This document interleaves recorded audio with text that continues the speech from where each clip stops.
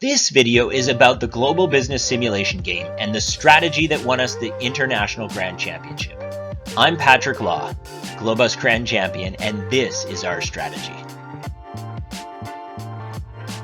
Deep in the jungles of the product design screen is located the performance quality, or PQ for short.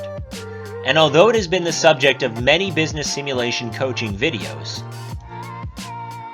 we have never done a video quite like this. So why would we want to go with a PQ that is so different? The answer is because competition is for losers.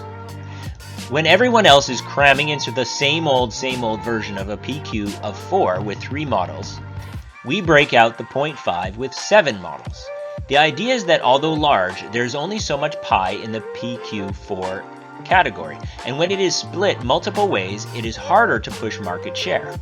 But taking a very different PQ, a team can take all of the market share at that PQ level. In this example, Team D was able to make more market share in the opening round because of its positioning. I won't say that going with a PQ of 0.5 isn't without its problems. The first problem is image. If the player does not go for a high market share, the level of the PQ will drag the brand reputation or image down.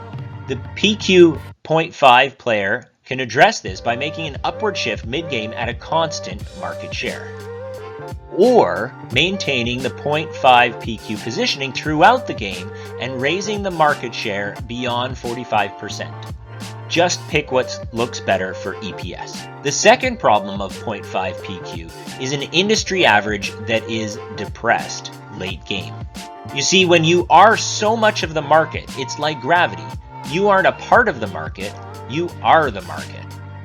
And that shifts industry averages your way, reducing the effectiveness of your differentiation. But for your competition, it might be too late. If you like this content, please like it. If you want the free Glo-Bus forecasting sheet to easily and correctly fill in those pesky red numbers at the bottom of the marketing pages, subscribe and then hit the link in the description.